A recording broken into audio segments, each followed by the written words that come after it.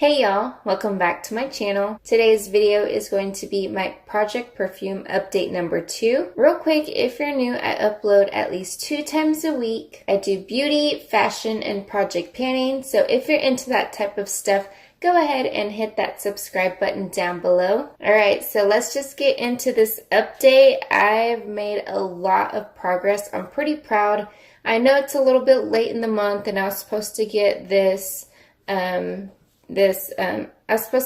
update up last week or 2 weeks ago or something like that, somewhere around the beginning of May, and we are May 16th or 17th, I'm not even sure.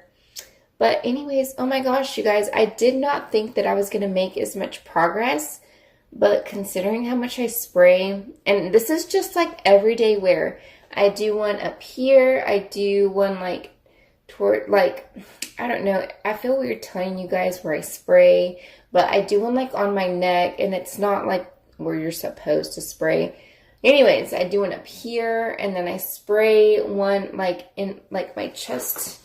I don't know, I can't show you guys. Like this area here, and then I spray my wrist, like I'll do a spray here. So I'll spray, and then I'll like tap it on the inside of my elbow, and then I'll do it on the other side. I'll spray here, and then I'll do that, and then whatever's left over on here, I just like press it behind my ears.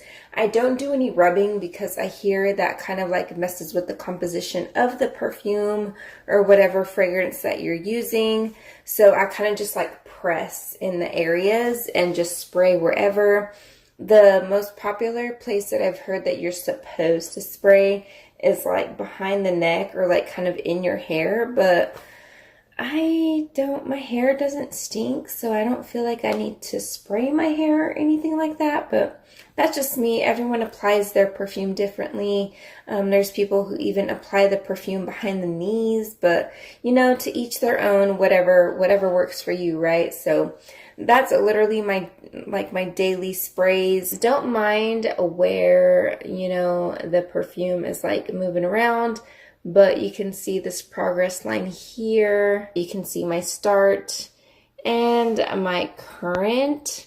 So I am making quite the progress. I'm averaging the same amount of uses every 2 months. So I think by, let's see, we're in May, June, July, August, September. So either September or October, I plan to be finished with this perfume here, and then I'm going to roll in my Viktor and Rolf Flower Bomb, and then literally like my perfume collection will finally be 100% cruelty free. I don't know why I let these slip through the cracks, this one and the Viktor and Rolf, but Gucci Bamboo is not cruelty free, and neither is Viktor and Rolf. Shane loves Gucci Bamboo, and it broke his heart when I told, it didn't really break his heart, but he was so upset because I told him that Gucci is not cruelty free, and he's like, oh my god, no, because I love this fragrance on you. It's floral, but it's like really sophisticated, like a businesswoman or something, which